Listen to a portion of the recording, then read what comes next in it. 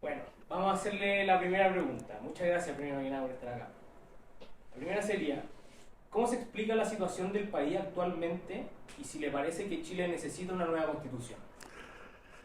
Hay que recordar cómo llegamos a este proceso constitucional. El tiempo pasa, uno se lo olvida, ¿no? El 15 de noviembre de 2019 estábamos en una situación bien difícil políticamente, en que habían dudas fundadas de que el gobierno llegaría al final. Se hablaba mucho que el presidente Piñera tendría que renunciar. Y en ese momento la política en Chile, los partidos políticos, casi todos firmamos un acuerdo para salir institucionalmente de esta crisis.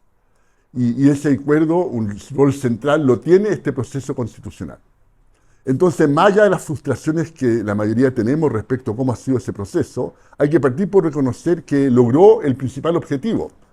El presidente Piñera llegó al final de su mandato, no creamos ese precedente nefasto que existe en muchos países de América Latina, en que cuando hay crisis política los presidentes tienen que renunciar. En Argentina ha sucedido varias veces, en otros países también, Perú, etc. Y por lo tanto, en ese sentido, este proceso constitucional ya tiene un plus a su favor. Ahora, dicho eso, y a nivel ya más ambicioso de lo que era como el ideal, lo que algunos soñaban con este proceso, y que era tener una constitución en que se hubiera representado la inmensa mayoría de los chilenos, ¿no es cierto? Lo que no sucedió con la Constitución del 80, en que fue un plebiscito trucho, de una Constitución hecha en dictadura, en que hubo reformas importantes, incluida la del Lago 2005, pero nunca hubo un referéndum para validarla a la ciudadanía. Entonces teníamos un tema pendiente. Ese tema no se va a cumplir. Y creo que nadie hoy en día pretende argumentar que ese tema se va a lograr. Vamos a tener una Constitución que fue redactada por una mayoría de derecha, una mayoría liderada por el Partido Republicano, que está bien a la derecha, dentro de las derechas, y un proyecto que refleja en muchos aspectos las preferencias que tiene ese grupo, y por lo tanto no corresponde a esta metáfora que he escuchado muchas veces de una casa de todos, de un lugar de encuentro.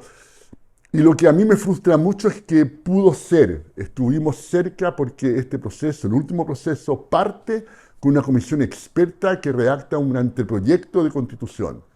Y ese anteproyecto, que no era perfecto, que se podía mejorar, pero tuvo el gran mérito de haber sido la única instancia desde que partió esto en noviembre del 2019, en que todos los partidos políticos, desde el Partido Comunista al Partido Republicano, estuvieron de acuerdo con un texto.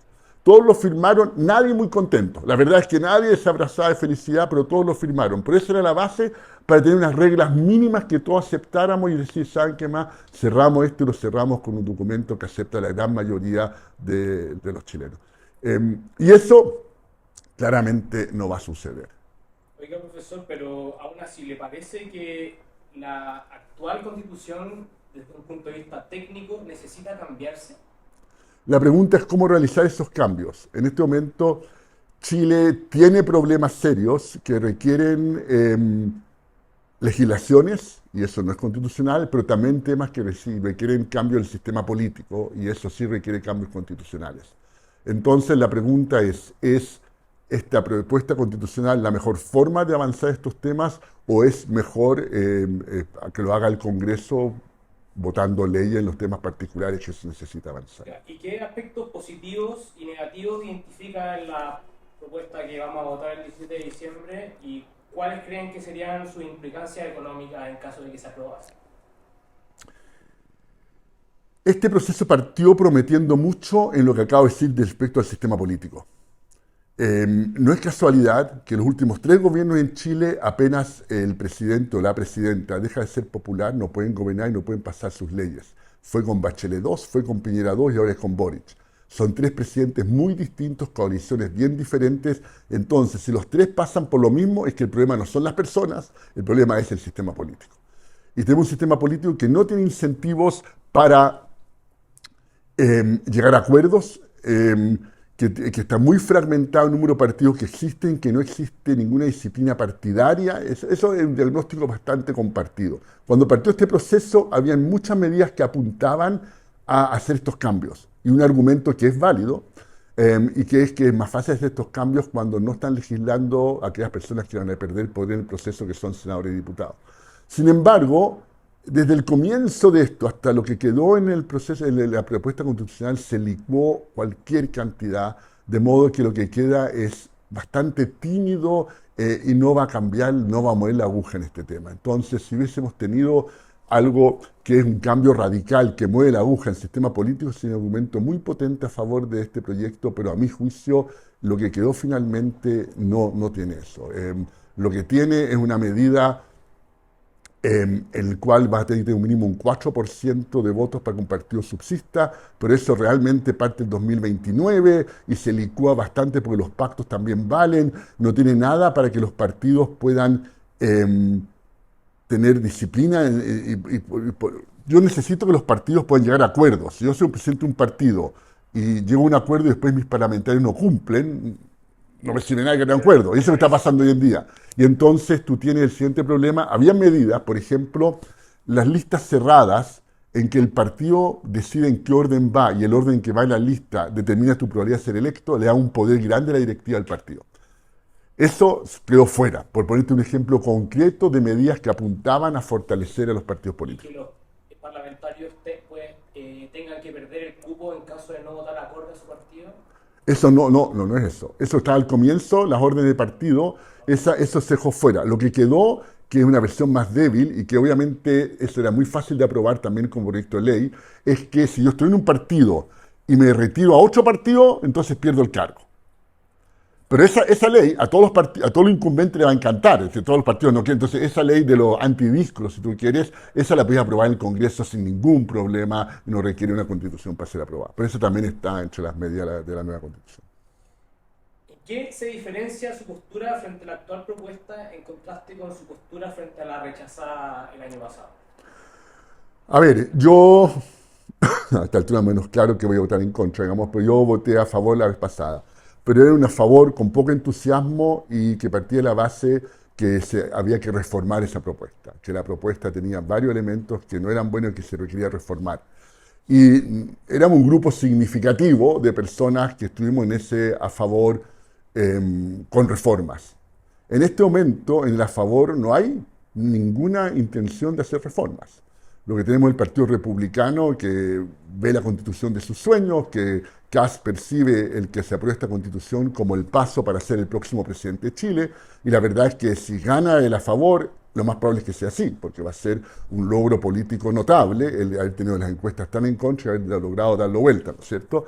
Y por lo tanto, y Chile Vamos está muy asustada con el republicano y no se atreven a enfrentarlos en nada. Hubo un atisbo de eso de Evelyn Matei cuando al comienzo insinuó que podría no votar a favor, pero rápidamente se dio cuenta que no era un camino que podía seguir.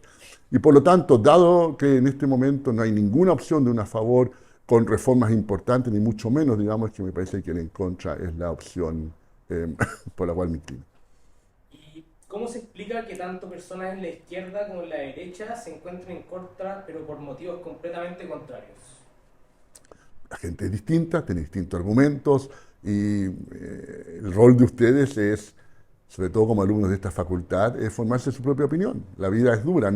Acá lo importante no es qué opiniones tomo para repetirlas como loro, lo importante es qué opiniones me voy a formar yo y en ese proceso recoger buenos argumentos donde sea y muchas veces darse cuenta que hay argumentos que no los convencen, otros que los convencen más y algunos temas en que aparecen ideas propias. Eso es el debate democrático y mientras más jóvenes y se entusiasmen con eso, mejor va a ser para enriquecer el tema. La pregunta va más orientada al hecho de que en el anterior proceso vimos como una polarización bastante más marcada que la que hubo ahora, donde incluso dentro de la misma derecha tienen un conflicto interno porque hay personas que dicen que esta es una constitución que promueve el socialismo, mucho menos. ¿Qué le parecen esas declaraciones? Yo no tengo claro que el grado de polarización haya sido menor esta vez. Es cierto que en las formas fue mucho mejor el proceso, ¿no es cierto? No hubo personas votando desde la ducha o cosas por el estilo. Pero en el fondo, la franja y con el que se jodan es de una brutalidad y ir en contra de todo lo que es un proceso constitucional tremendo. Eso es simplemente hacer las cosas porque creen de que con eso pueden ganar, pero no tiene absolutamente nada que ver con lo que va a estar votando. Es simplemente apelar a los más bajos instintos de las personas y que desgraciadamente es una forma en que se hace campaña hoy en día muchas veces por distintos grupos políticos. No es exclusividad de la extrema derecha, pero en este caso sí es la derecha que ha recurrido a un tipo de campaña brutalmente polarizante, totalmente. ¿Usted cree que de ganar el en contra este 17 de diciembre habrá otro proceso constitucional? No, no. ¿Por qué?